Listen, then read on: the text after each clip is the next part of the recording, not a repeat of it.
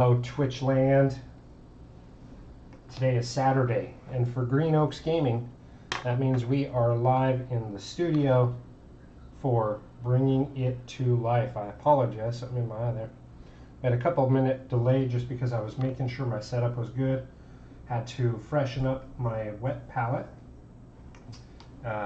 So I do use a wet palette. I'm going to bring it on screen here. I call this my ghetto wet palette because I use it when I'm traveling for any type of painting.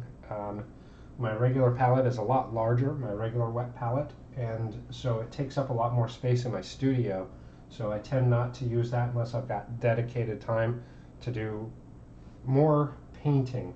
So my ghetto wet palette is just Tupperware with a couple of sponges and then some parchment paper. And I cut the parchment paper to just fit over or just fit under the size of the sponges that I use. Had to rinse out my wash cup, so I do have 2 cups that I use for rinsing brushes.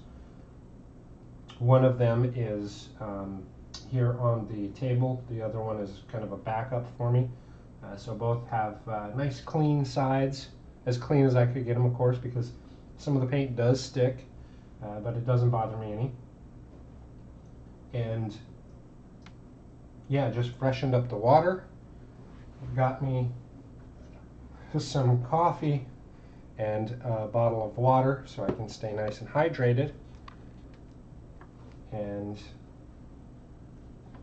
this is the miniature that we're going to be, oh, my camera angles are all kinds of jacked. I don't want you seeing more of me than anything else. Let's adjust this a little bit. I'm not the important thing here. There we go. So this is a miniature that we started last week. This is from Bones 5, and this is a miniature that we used on one of our Wednesday shows of inspirations. So we used this miniature to create a character, and now we're painting it up based on the character that we created. So for this miniature, we decided this is actually a Tiefling Cleric, and the Tiefling Cleric is kind of hiding in plain sight. They have knowledge for their domain, so they worship a knowledge kind of god and pantheon. And we did the skin tones and the face, and now started working on we did the boots a little bit, we did the inner, I call it the underskirt or long skirt, and started working on the robes themselves. We're doing these in bright colors because that's my goal. I want to do more bright colors this year. And we started with shadow tone and then a mid-tone. For this we used violet red and pale violet red. We got it up to the pale violet red, so now we need to start bringing in our highlight tone. So I'm going to mix the pale violet red with our breast cancer awareness color, and the paints that we're using are Reaper MSP paints. So good colors. MSPs are ones I swear by. I was going to pre-mix these before the show on the Vortex, but because it's so loud, even though it's on a different table behind me, it's pretty loud. So I'm just going to hand shake these.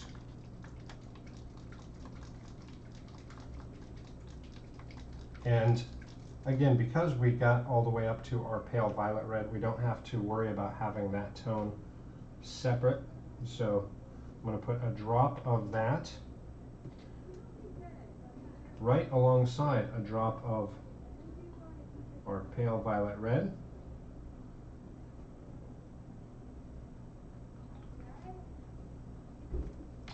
Now for brushes, because we are getting finer and finer, I'm moving to my size 0 brush because I want to have good brush control. And I'm going to mix that pale violet red with the breast cancer awareness. And almost in a 2-to-1 ratio, because I want to tonally bring it up very nice and even.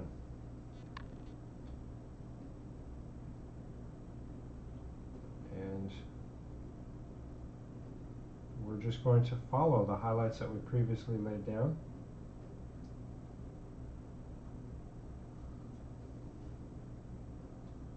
And I hope everybody is having a great weekend. Of course, here we have just started. It's a nice Saturday morning. I will say that our weather here is a little chilly for my taste. So I am in Houston, Texas, and very used to warmer temps. And we have had a little bit of a cold snap, so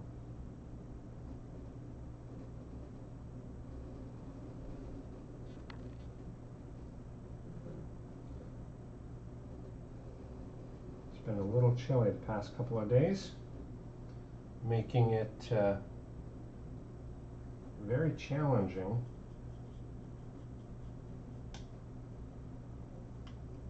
to do a whole lot.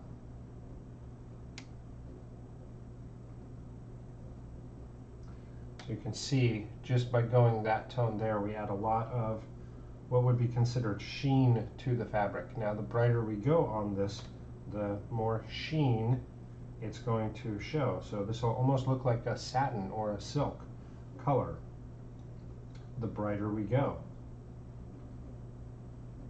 And one could wonder, is that practical for in the field? I'm going to just do one drop of my mid-tone, that pale violet red, because there are a couple of areas that I just want to ensure that I get a good coloration, a good highlight on. A little bit stronger than what I've currently got laid down. So this will allow me to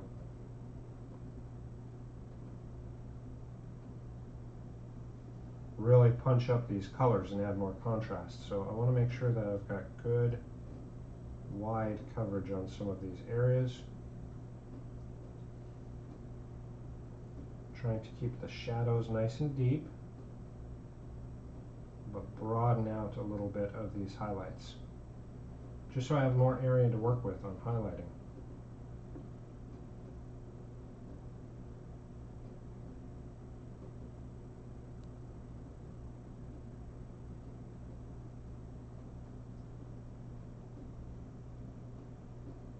And I do want to be cognizant of things like the shield, which are going to block some of the highlights.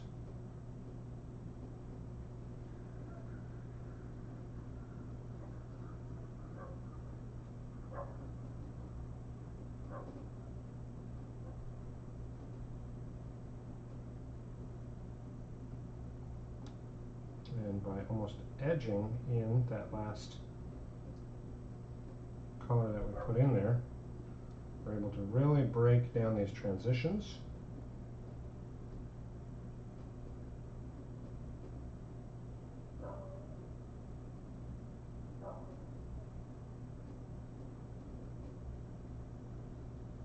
And make them a little more seamless to the previous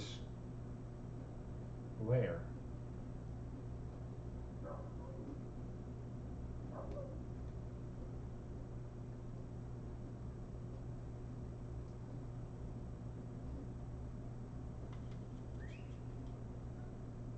And just lots of touches.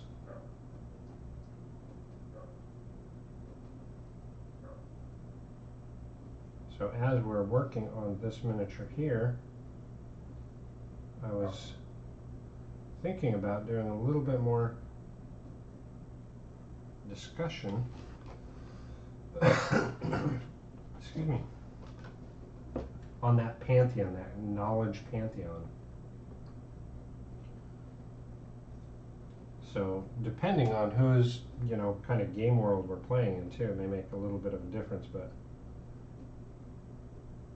if you're joining me here. Oh, you know what? I do not have my chats open. Let's open those chats.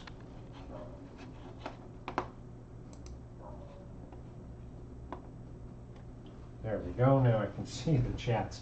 So if you're joining me here, don't hesitate to pop in, say hello in the chats.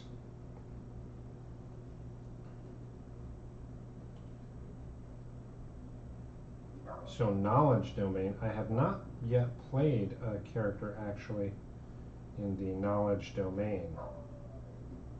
So if you have, I'd love to hear your thoughts. Did you have a set deity that you used?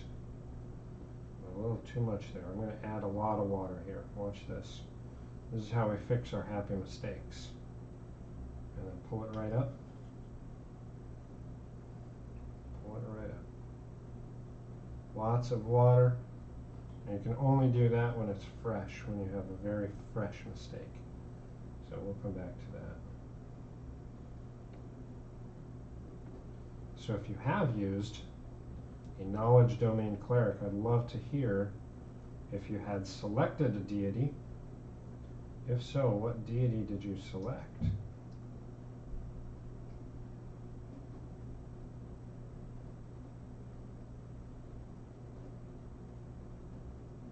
As I said, I have not done a knowledge cleric, so I don't have one off the top of my head, and I have not had an opportunity yet to do some research to see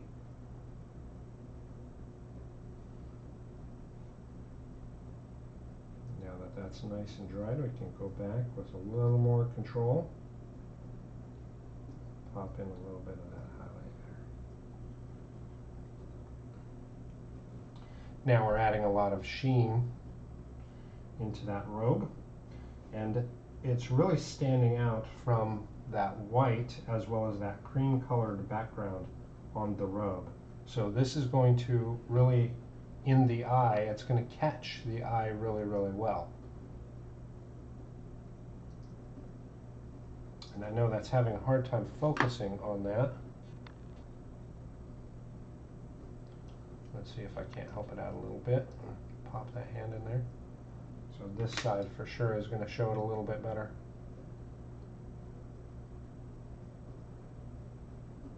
But that bright color is going to stand out really, really well against the off-white underskirt and the tan lining of the robe. So your eye is automatically going to be, really pick that up and notice it, which is key. That's what we want to do when we're painting miniatures.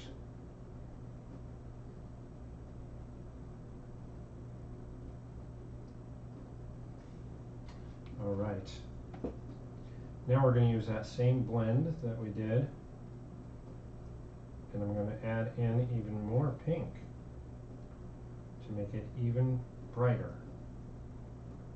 Now this is the breast cancer awareness pink that I'm adding to the pale violet red breast cancer awareness pink blend that we already did.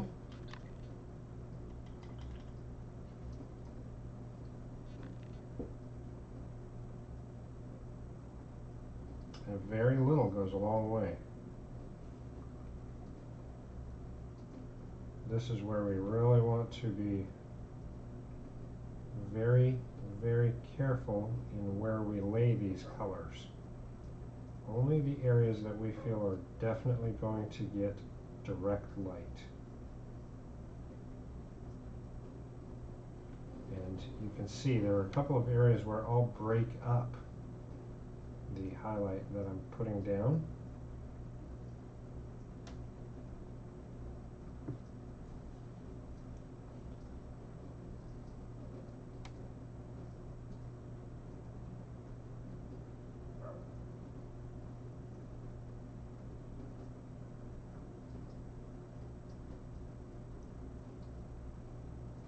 Because I want to almost emulate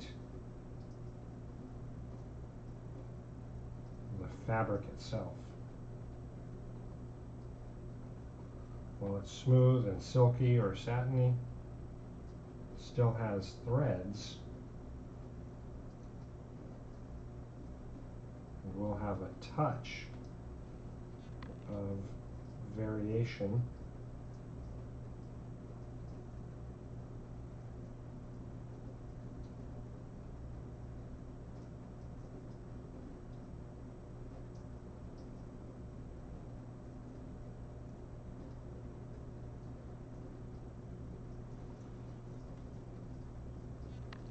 And just with those little bits, we can get a very cool effect of that sheen.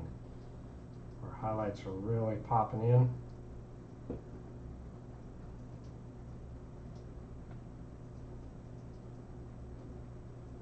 One last blend of this before we go full pink on the very tips. Again, just being very purposeful in where we're applying these highlights. Just the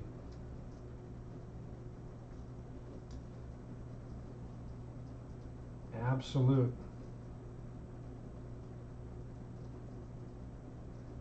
areas that will get that direct light.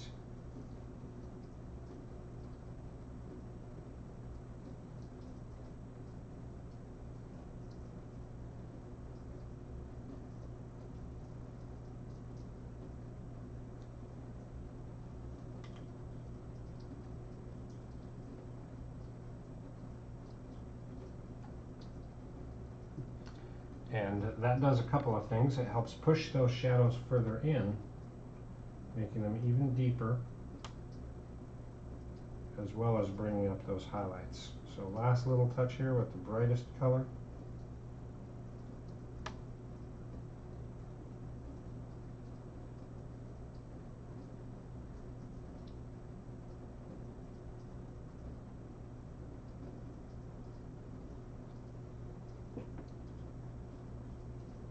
And there we go.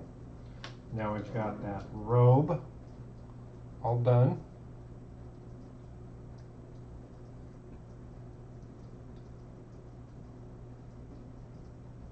With pinks.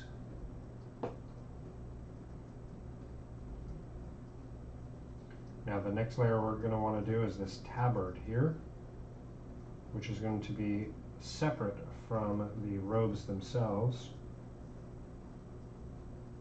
But before we do that, I actually want to do some decorative work on this cloak area, or the robe rather, the robe area.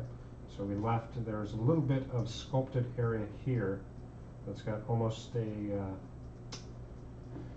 border. So to separate that out even stronger, we've got really good separation from the white to the pink, but to separate that out even stronger, we've got a border there. And that was designed, my guess is, by the sculptor, so that we could do more of a speed paint and really be able to separate those out just by working on some of the highlights. But we don't have to do that. We can spend more time working on the detail areas, which is something that I'm a big fan of doing. So for me, I do want to use something to really call out those areas and have that bit of even stronger separation. So for me, because we're going from light and a fairly light color, right? This pink is pretty bright, it's pretty light colored. To separate bright and bright, we want to have something very dark. So for me, one of the things we talked about doing was having more purples. And so I'm using Nightshade Purple as my base here. This is a very, very, very, very dark purple. That one could say almost black, until you start highlighting it. Then it really starts to show the purple tones.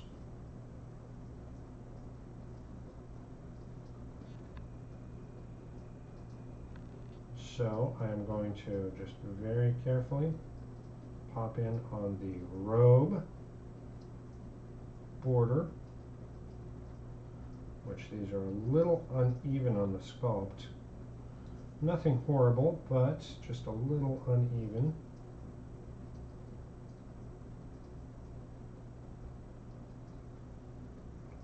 And then again, when you're working with such tiny details and miniatures, it's easy, very easy to have a couple of variants on there.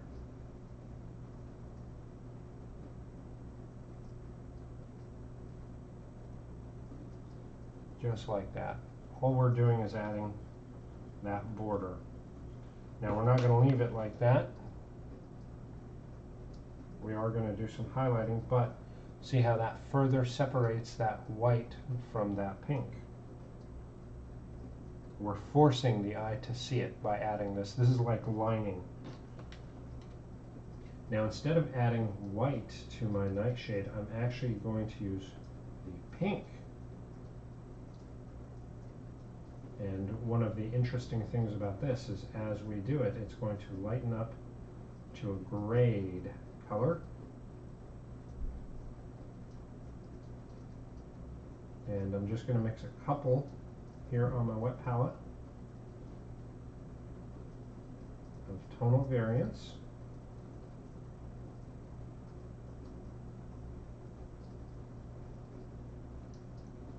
And just hit the edges.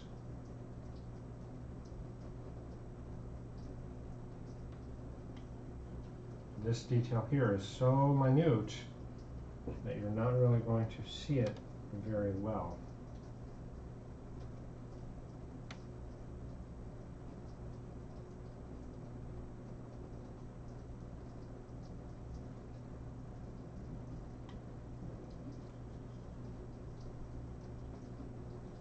And just like that, we have got the separation from the robe and the underskirt.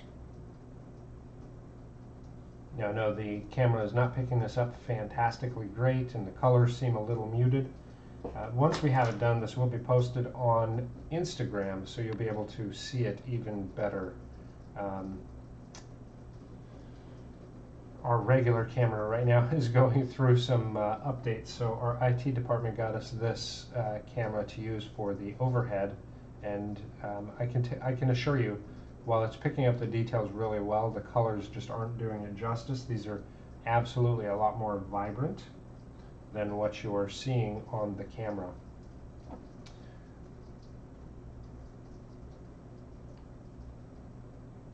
Now I will say that we didn't do any pre-basing or pre-coloring. You might say base coating. Nothing like that. I just started working on the raw bones material with the MSP paints. You can see how well it's taking the paint color. If I were to do anything, it would probably have been a zenithal, so I would have painted it fully black, and then just from where my light source is overhead, because it's a heroic character, I always have the light source coming directly overhead, just as you're seeing it on the camera. I would spray just a pure white, so that way it really picks up the light and shadow areas, just to help guide me along the way on where I want to work my highlights and keep my shadows. Zenithal painting is a fantastic way to go through and really help you visualize the finished product, especially if you're working with anything like OSL, Object Source Lighting. Fantastic. But this one here, we did not do any of that just because I wanted to get into it and start painting.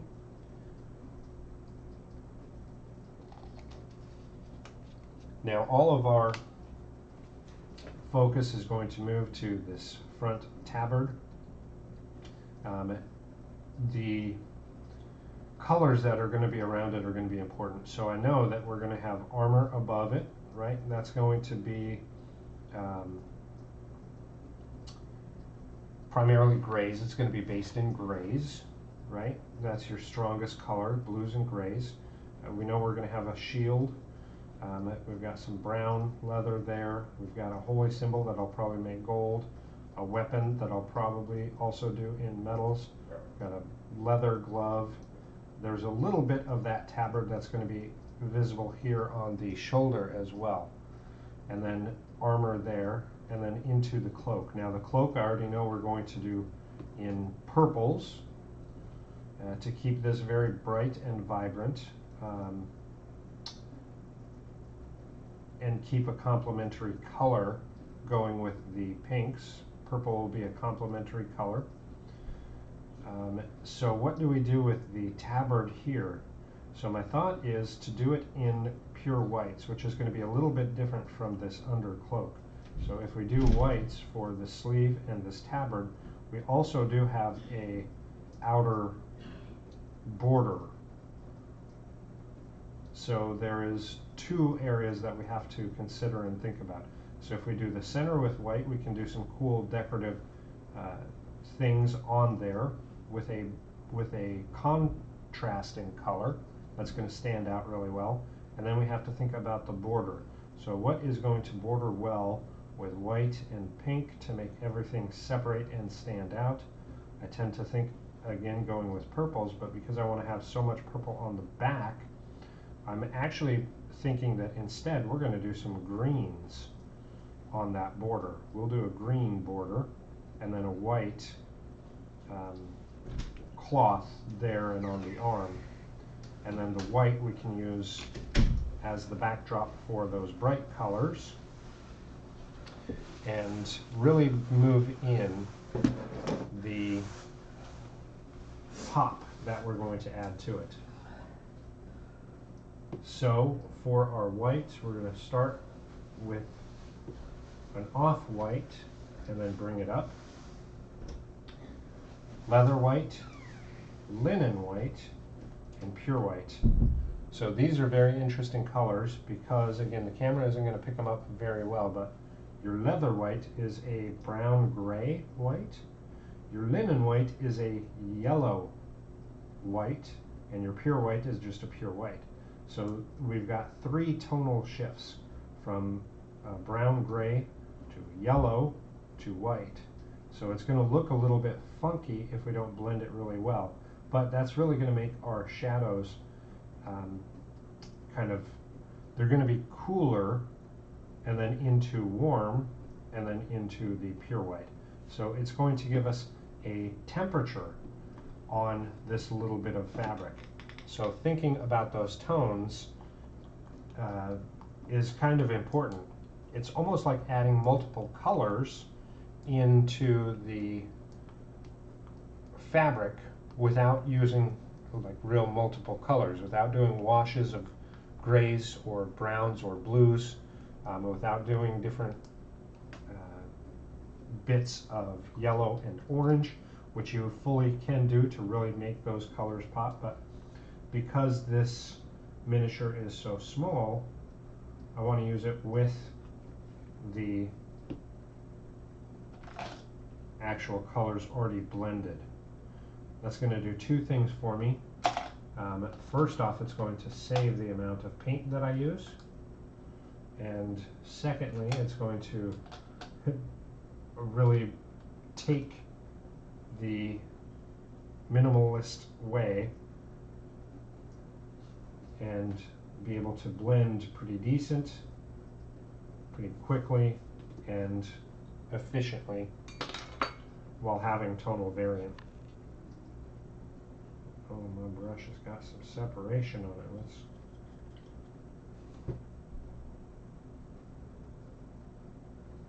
that one's, I have to send that one in for a deep clean. Let's switch to a different brush here. So for this one here, I'm going with a size 2. I want to be able to cover really well, quickly and easily. Hold a little bit more paint.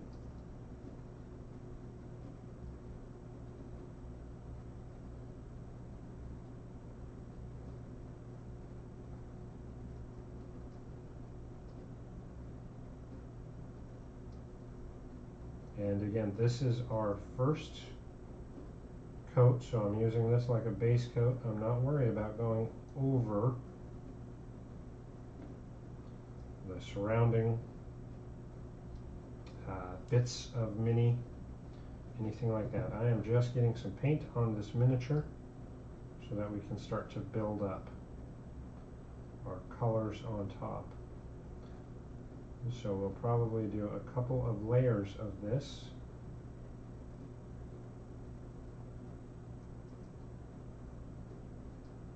Just so we get good opaque coverage.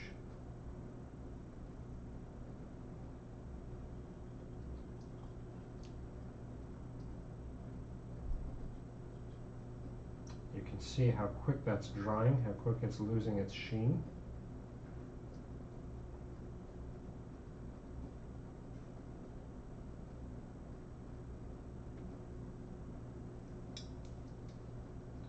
Now on this I'm also going to be doing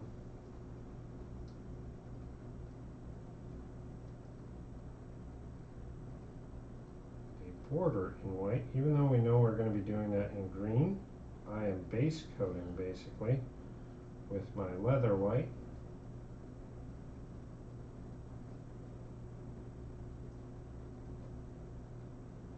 Because again, that's going to allow me to have a good even light colored base that I can build upon. So even where I know I'm going to be painting green, I'm going to be starting out with white.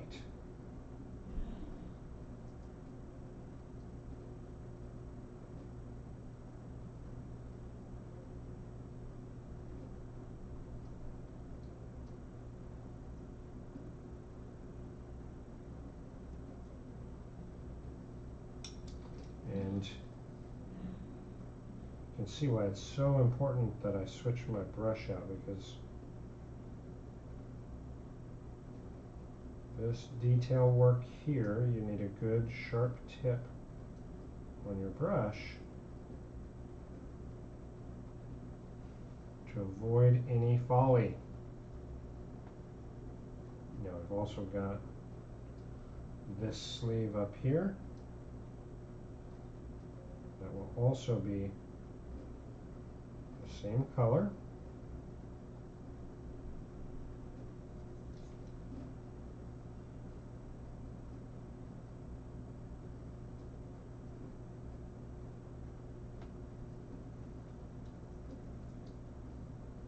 So I still have not decided what we're going to do. We've got the character sheet that we built for this character. Now we're painting the miniature. One of the things we're looking at doing is growing. So my initial thought was we could pop this up on maybe our Patreon and have a one-time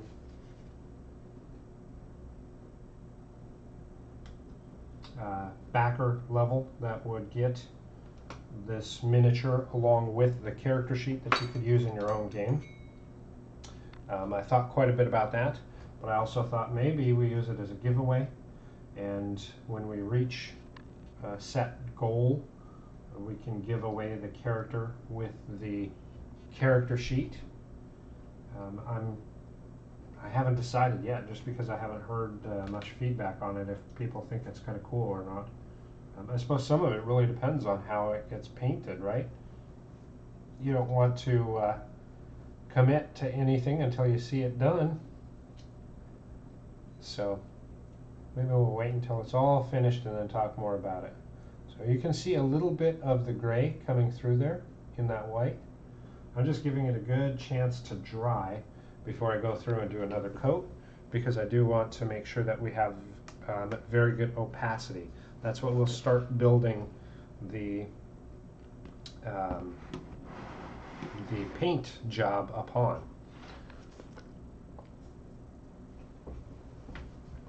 Give myself a drink there. You can see my glasses on and off and off and on. Anytime I'm looking at the computer screen, I'm going to need my glasses on. But when I'm doing the detail work, when I'm painting, I need them off. So here we're just popping on another coat. Again, just building up that good opacity. Let that paint just pull right off our brush.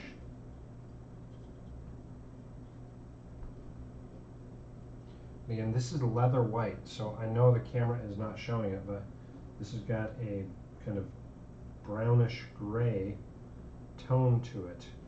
It'll start standing up a little bit more when we start putting other paint on top of it, but for right now it just looks white because it is. You can use off-whites for regular whites, whether it's blending, highlighting, whatever the case may be, without any trouble.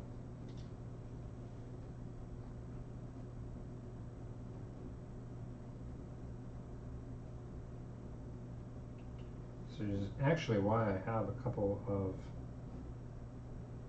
different whites, because depending on the colors I'm using, I may want a white that goes a little bit more with the tones I'm using under it. I may want a white that has opposite tones of what I'm using. May not want to go with a pure white that's going to be like over brilliant. So in my arsenal of paints I have many, many whites.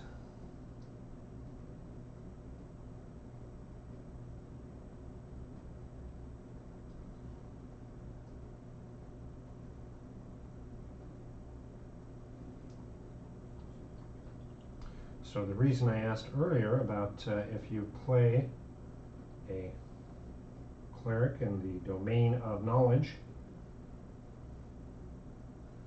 is because I do want to reference that domain in the paint job.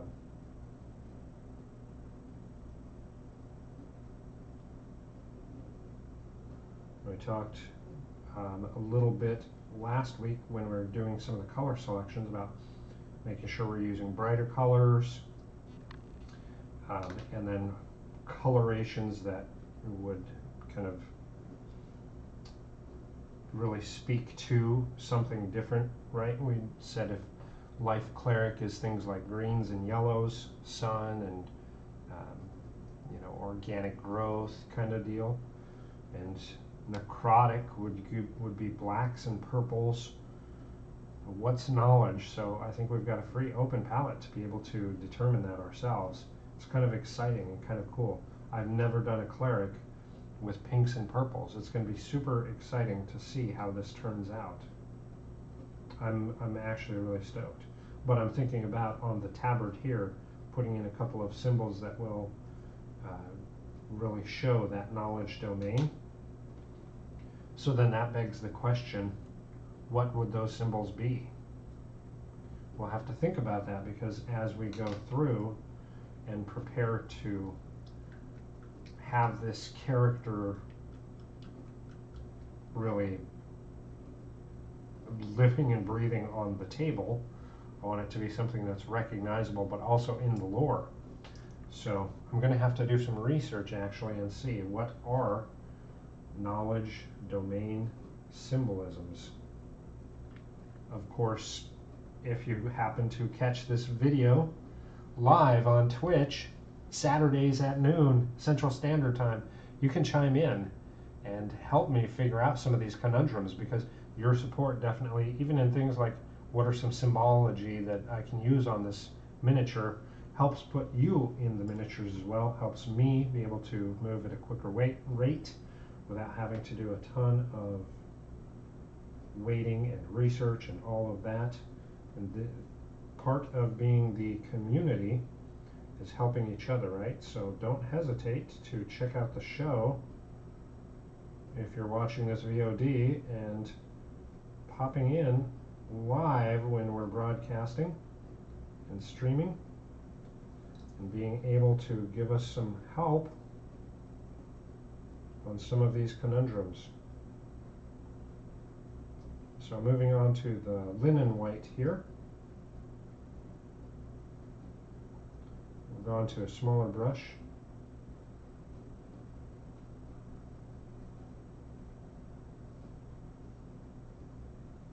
And just picking out some of the areas to highlight.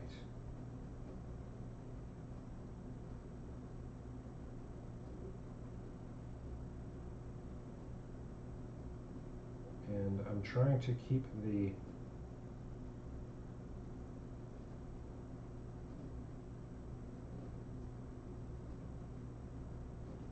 highlight areas still kind of rough.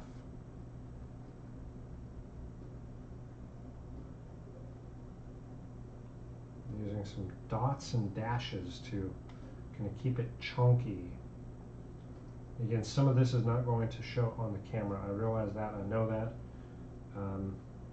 But here in a second we'll get the whites, the wet palette in front of the camera so that you can see the variation just on screen and see what we're kind of going for. And why it's so important to think about your color selections as you're working your paint magic.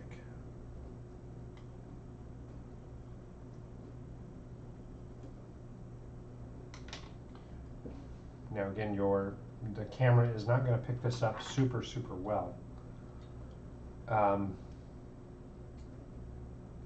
Yeah, it's just focusing solid on white. Let me actually turn off one of the lights and see if that helps. Not really. I mean, so you can see there as we turn out the light, a little bit of movement that we've got. So all I've done is really highlighted that area. Now, on the table live, you'll be able to see a differentiation in the whites. The deeper color is the leather, and then the mid-tone is the linen. So since the camera isn't picking this up really well, I'm going to go ahead and just blast ahead, add that pure white,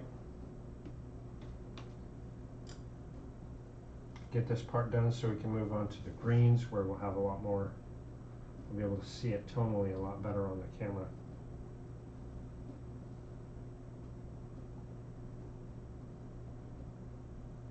And just like everything else, just picking out those highlights.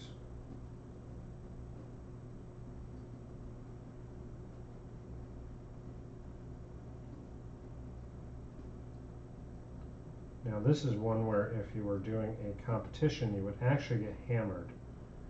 And this would not score super well because we're using all whites. We're not building in as much contrast as a lot of the judges prefer to see. So they would rather we do a more blended shadows up to highlights. So adding additional colors, whether that be grays or browns, into the first layer of white and then all the way up. Your judges would be right in doing so if this were a competition mini, because tonally you want to have big variations and super strong contrasts. You can see on the camera we don't have super strong contrasts with this color. Now when you look at it on Instagram, you will see it will capture it. Again, part of it is the camera, but even with this poor of a quality, you want to be able to capture a lot more contrast. I'm going to try popping one of the lights out here just so you can see some of the flow of the fabric. So all we've done is really followed that. So I'm going to real quick blaze through the sleeve so we can get that done and move on to the green. And this is all going to be the same exact process.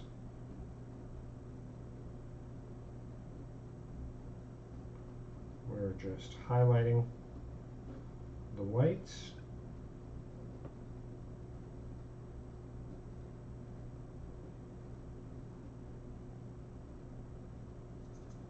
So that we're calling out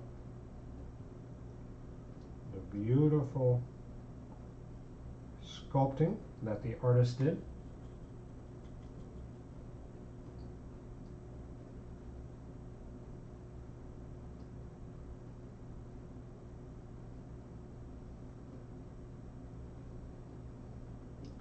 They are the first visionaries. They sculpt the beautiful sculpts. We just bring them to life via paint.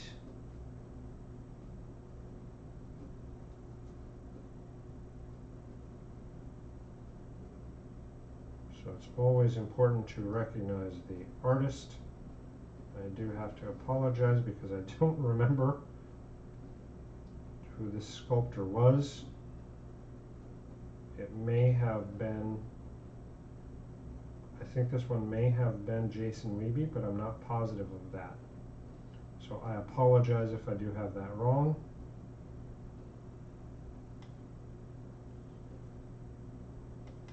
There we've got our whites. Now real quick, I'm going to pop this palette in here so we can see the 3 different whites that I used. And they are leather white, linen white, and pure white. So again, you're not able to really see the variance in the camera, but once this miniature is all done and posted on Instagram, make sure you check it out, because they're the way we put the model on a neutral background and use a high-res camera will catch those details.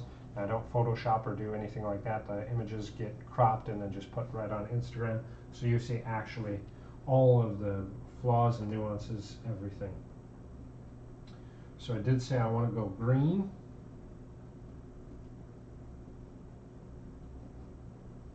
I do want to go green, but do I have a set tone I want to go with? Do I have a set tone? I think I do. So I am going to use, I don't want Gobbler. So this will actually have a lot more blues to it.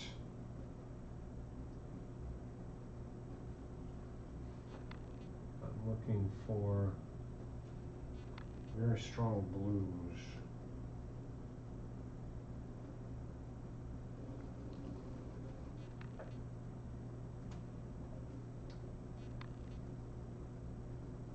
Alright, so I'm going to use green liner, I'm going to use ancient oak, and I'm going to use turf green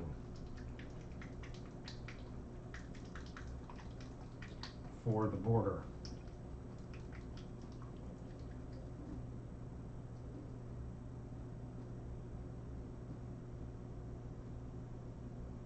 I'm thinking now if we should have done the shield in the whites as well.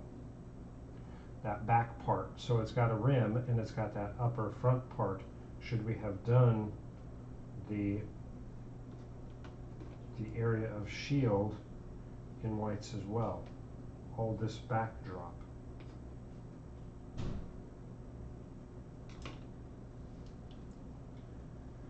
Because I've got the white on, I actually am going to do that. Because I've got the white on my wet palette already, I'm going to do that. I'm going to do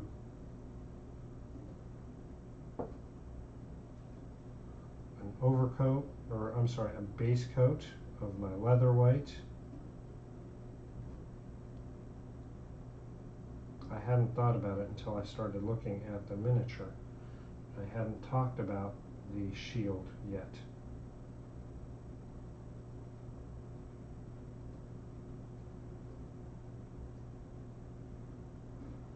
So I think this way we can do the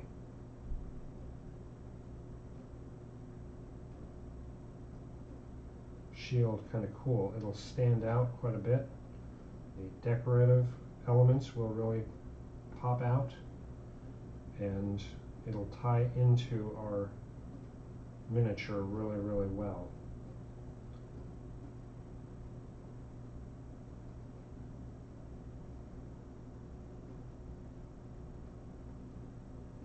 So I'm over painting everything.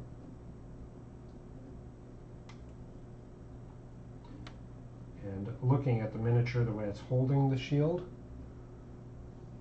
we'll highlight up to the pure white on this upper plane. So we're going to break it down into like thirds this way.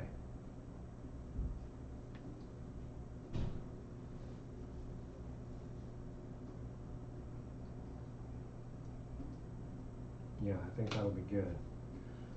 But while that's going, we're going to do the same thing. Let's work on that tabard.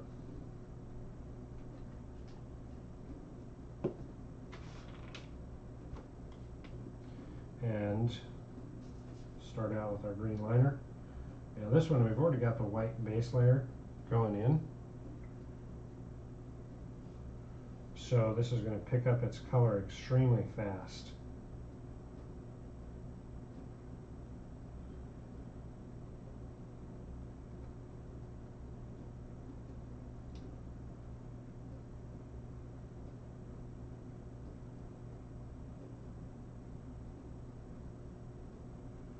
Try to be as careful as possible while edging.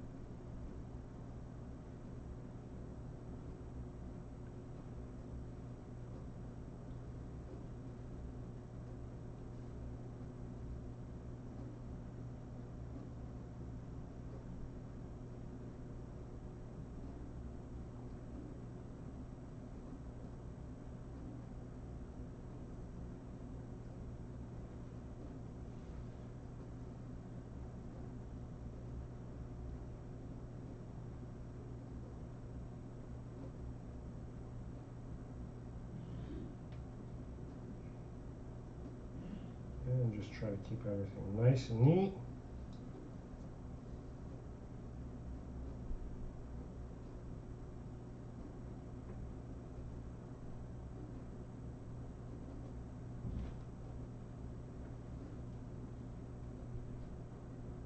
I don't talk as much when I'm doing this detail work, so I apologize.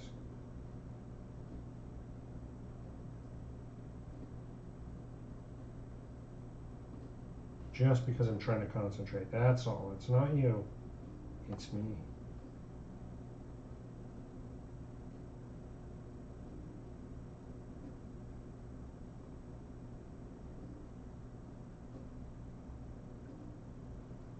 Good, strong, solid base. See how that looks black on the screen? That's just green liner.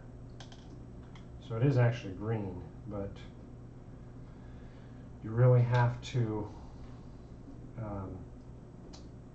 blend or thin it to really be able to see the green because it's so tonally dark. I'm just going to do another layer on our leather white in the shield. And I've thinned this down a little bit with some water so that we've got good flow. Want this to run into all of the cracks. Oh my gosh, and then I just dropped my brush right into my wet palette. Yeah, I got to do a little cleanup. Bear with me. Messy.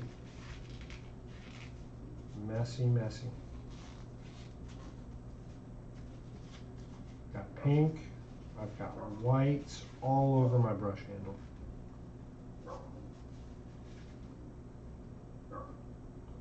So clean that up a little bit. I'd rather have my fingers be all dirty than my brush. Okay. Back in. Back in. There we go. I got a better hold on it this time.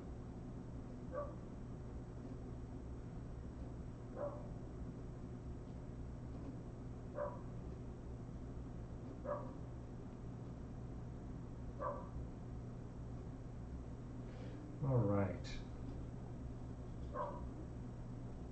Now back to our greens. We've got the green liner on there. I'm going to add some ancient oak onto the palette. I'm going to do 2 drops of it. 1 drop I'm going to use and blend in some of the green liner with the ancient oak.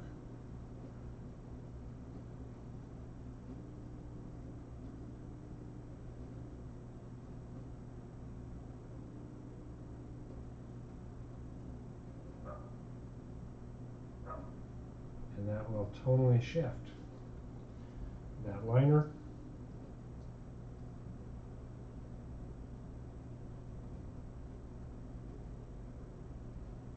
We can start using that as our highlight.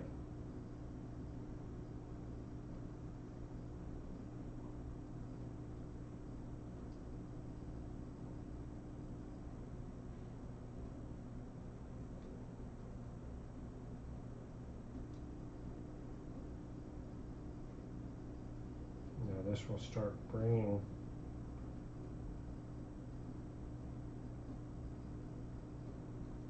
more green into this border. As we highlight, we'll build up to a brighter and brighter green.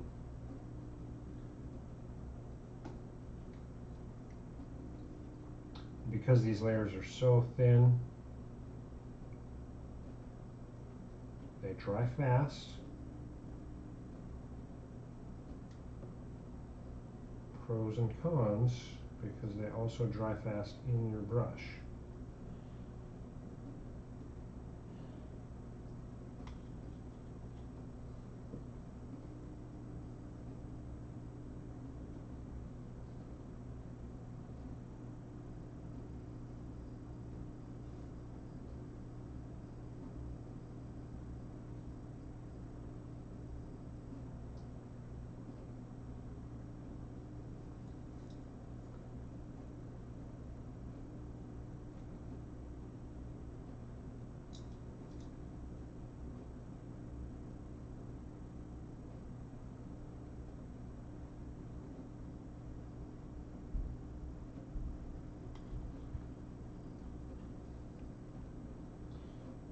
Into just the straight ancient oak.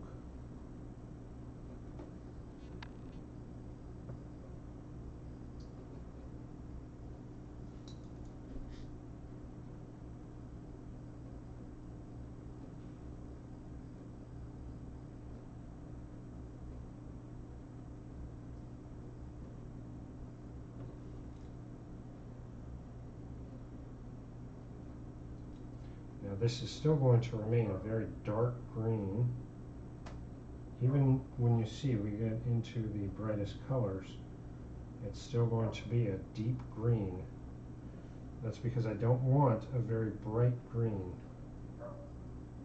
Even though I said I want brighter colors in 2022, there are times where you want to keep tonally dark tones next to your bright tones like the pinks. So I want that for separation. So even when we get to our brightest turf green, it's not going to be overbearing.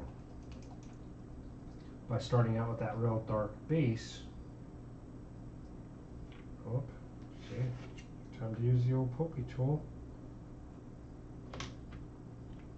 Pop that open. Go ahead and shake that a bit more. So yeah, even though we're going up to a fairly bright green in turf green, it's going to be minuscule. It's not going to be as noticeable as the pinks because I want that strong dark border. Against that white and the pink, it's going to be good separation. It's going to allow our eyes to really see and be able to make out the variance in the two materials. That's how we're painting them, is they are very different planes, they're different materials, they're different colors. So helping the eye to determine that in this small of a scale is super important.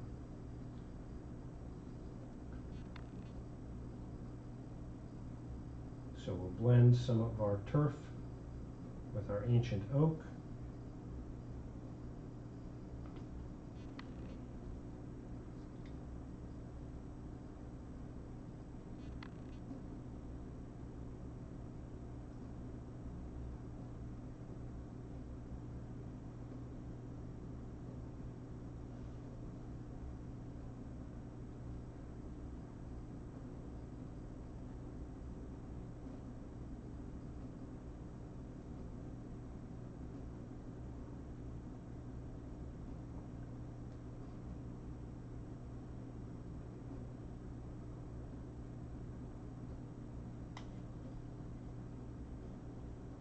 Again, the very minuscule amounts that we're using is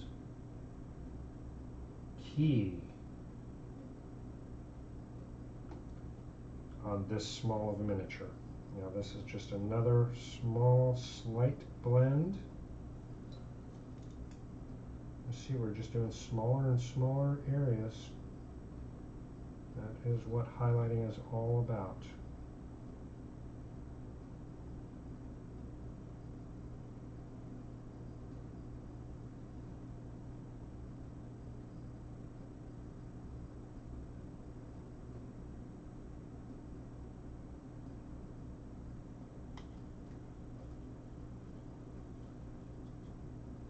And then the last little bit is going to be just straight turf green. This is our very highest tone, our pop color, you might say.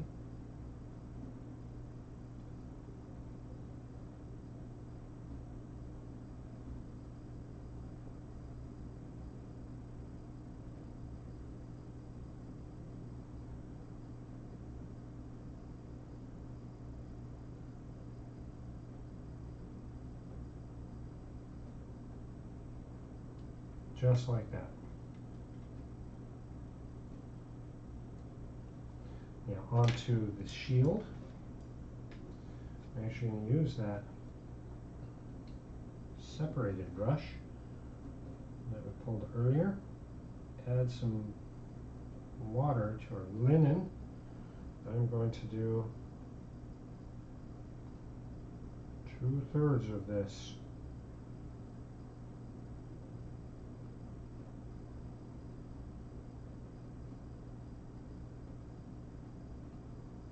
So I use that, and this area here especially is going to help kind of stipple these two colors together. And then the rest of it is no different than we've done before. We're just laying down that linen on top. But that stippling in this area where we're blending the two is going to be key.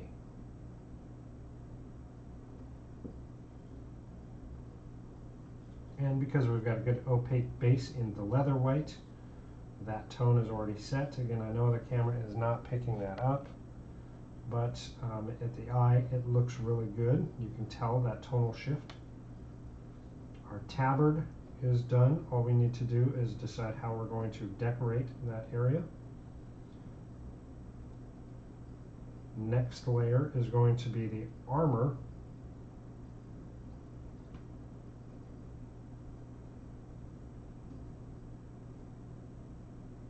Of course, there is this almost handkerchief around the face. I'm wondering if we do that with our whites as well, as part of that kind of tabard piece. I'm going to try it. We can paint over it if we need, but I'm going to try it just because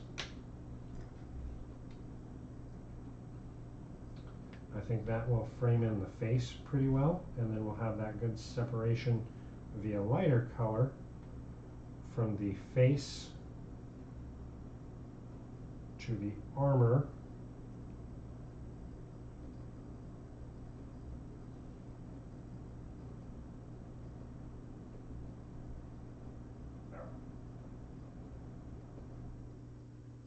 Again, tie that in together really well. Couple area a little challenging to get to because of that shield. There we go. There we go.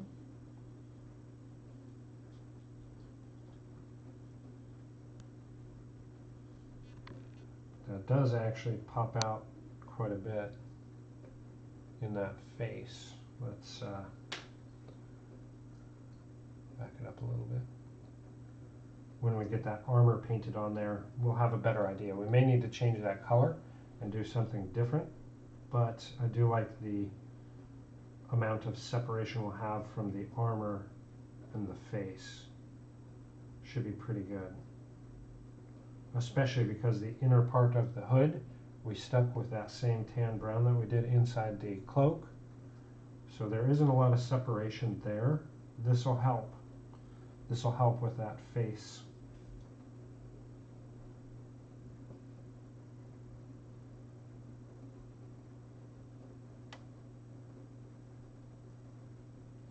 All right, let me, I'm just looking to see the, well, it's still moist, pretty good. We're going to give that a moment to dry. So there's also a sash that we'll have to think about too. A sash. And that will come after the armor though.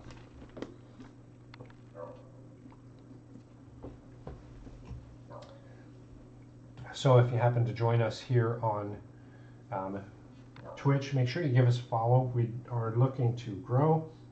We're not asking people to subscribe, but we are looking at growing our followers base so we can reach more people. Be sure to recommend us to people who you feel might enjoy our content. Of course, this is our Saturday show for Green Oaks Gaming. It's called Bringing It to Life. It's all in the studio, working on just bringing it to life, making miniatures come to life and really have a big impact. While that one's going, I'm actually going to pull aside our Cloud Giant. So this one here, we initially painted this fabric here in oranges, really warm, rich oranges, and it looked horrible. Now I was looking for that pop color of moving from the contrast of the blue in the skins. However, it was too competitive. It was too much orange. So we'll have to use some oranges in smaller, more subtle ways to really have a better flowing piece. But this miniature here, now that the cloak part, I guess you could say, is covered, or no, what is that? I don't know what that's called. I want to say loincloth, but it doesn't go completely around the loin. So whatever that piece is, I'm actually going to be using a mint green with it, which we could mix up here today, but I've already used so many colors on my wet palette, I'm not able to do it. But as I'm working with whites, I'm trying to think, as this is drying, what else can I do? So I thought about the Cloud Giant. All right, how is our coverage there? Our coverage is actually pretty decent there. Of course, the flesh tones helped. I'm going to go ahead and just do one more thin layer. Because we thinned out this color, it is pretty thin in tone. So I just want to make sure our opacity is really, really good for this. I don't want that flesh color or any gray to be showing through. So just really important to make sure we get good coverage. Now on the shield we've gone through, we've done the leather, we've done the linen, matching the sleeves. Now we're going to do the upper third in pure white. And same kind of deal.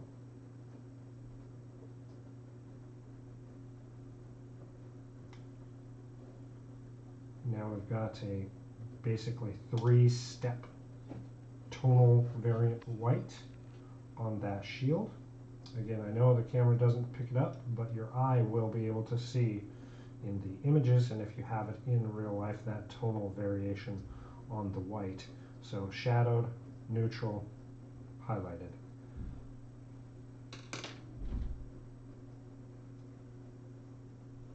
Wait for that collar to dry. I suppose let's go ahead and try to do I want to do that mint green. Like I said, I want to have a minty green, and I'm actually going to use the grave glue.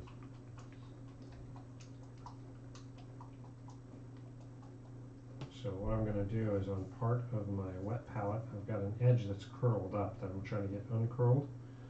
So it's just got to saturate with water. I'm actually going to use linen white, and we're going to make kind of a minty green. And then I can use linen white and then pure white for a highlight. And that will be the color for the Storm Giant's tabard, or loincloth, I guess we'll call it. Use my blending brush here and just real gently add in a little bit of my grave gloom into my linen white.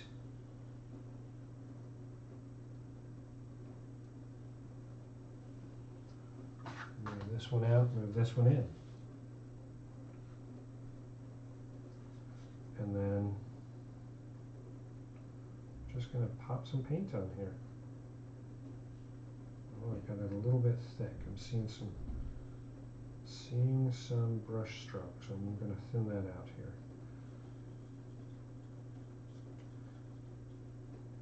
Now that's going to take a long time to dry because I just covered. So that area will have to come back to, but that is okay. We'll just move on to a new area. We have much better flow. So I am just looking at covering up this gray very thinly with my Gloom Grave and Linen White blend.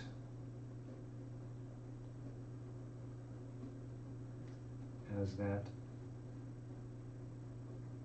other miniature is working on drawing around the facial area.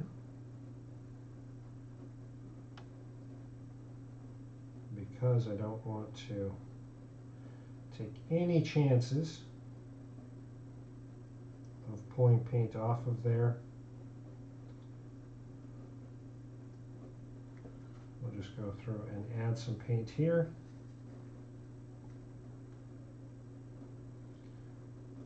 And that'll help me be a little bit ahead when I'm getting ready to paint this miniature next.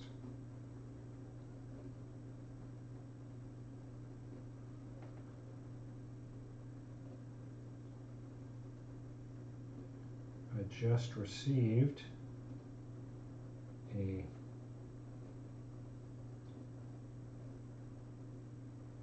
bit of an update on Bones 6 Kickstarter. If you're interested in Reaper miniatures, the Bones 6 Kickstarter is expected to go live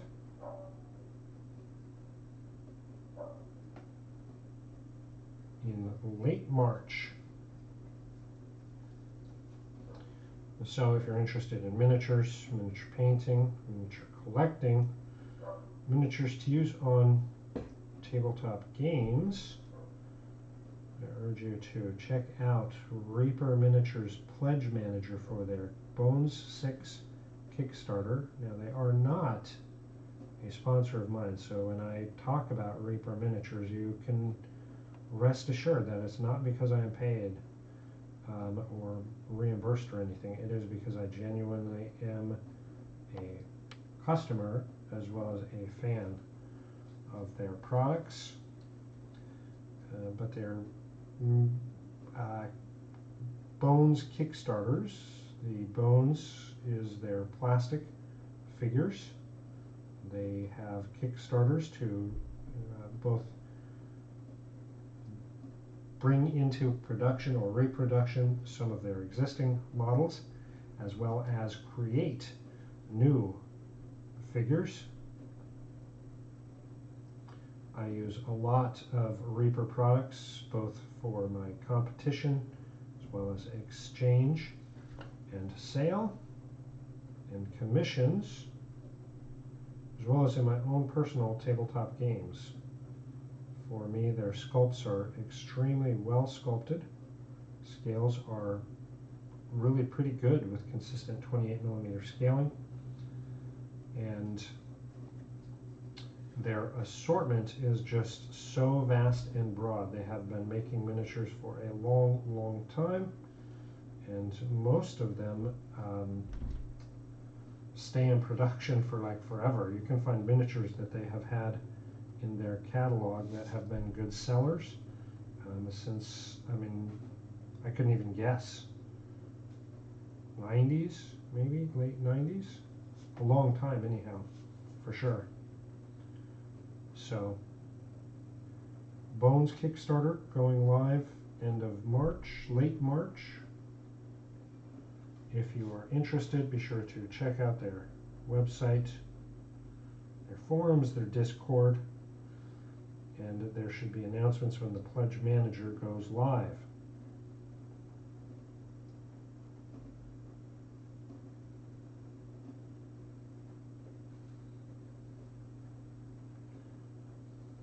And super rough here. But again, I'm just looking at getting some paint laid down so that I have a spot to start as I'm waiting for something else to dry, which by now is going to be dry.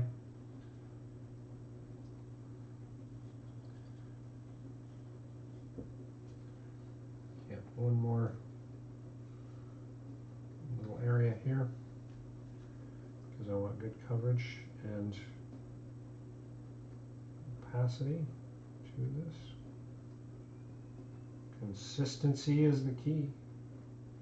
So this one here is going to be a competition piece.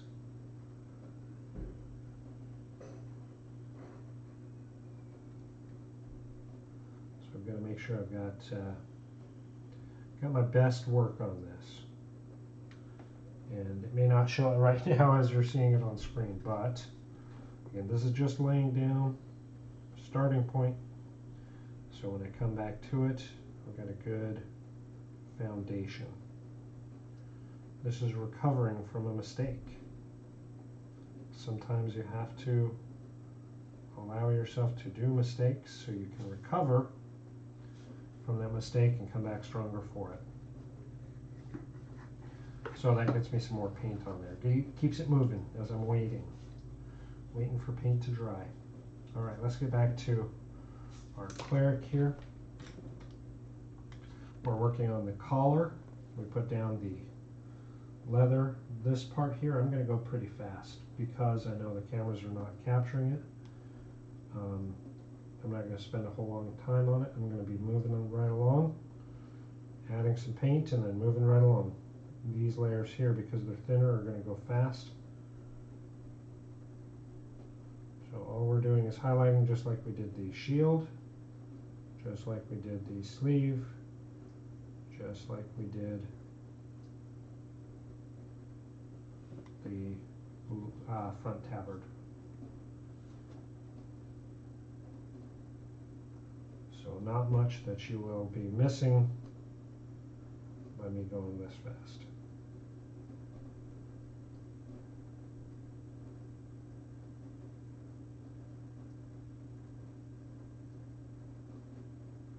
And just like that, we're done with that. The white is all done. The white is all done. The next levels we're going to do are going to be the armor. So the metal work in here, the pauldron over the shoulder. At the same time, we will probably do the head of the mace.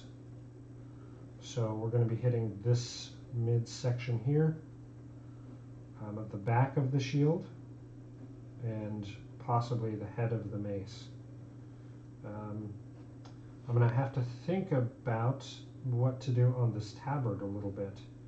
So again, one of the big challenges is I am not super familiar with what the deities of the knowledge domain symbols are. So I'm going to have to do a little bit of research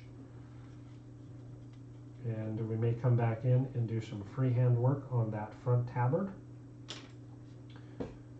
But for now, it's time for me to take a break. I've got to get up and stretch. Of course, if you're sitting for long times, you've got to be careful of what that does to your lower back. For our show today, well, we went an hour and 20 minutes. I think we're going to call that good for right now. And then who knows, we may be painting a little bit more later today. We may not. We've got to just check and see what the day brings. But that's where we're going to end it for now. I'm going to pop this here so you can see what we've accomplished, what we've got going on, and what we've yet to do. So I hope that this was enjoyable if you're able to watch this live. If not, if you catch this on the VOD, and make sure you check out our Twitch stream. We do stream 5 nights a week or 5 days a week, 5 times a week. Our schedules generally for weeknights start at 6:30 Central Standard Time for Monday, Wednesday, Friday, and then Saturday we're on at noon. Sunday we're on at 3. So be sure to check out our schedule. Give us a follow, help us grow, and be sure to check out our other socials. Until next time, I hope you have a fantastic weekend. Keep those brushes wet. Keep bringing it to life, because when you're adding your painted miniatures onto the table, you're helping immersion. You're helping drive people to be able to really visualize what your games are all about, who the people in your games are, and what creatures they're facing in those deep, dark dungeons. So until next time, have a fantastic weekend.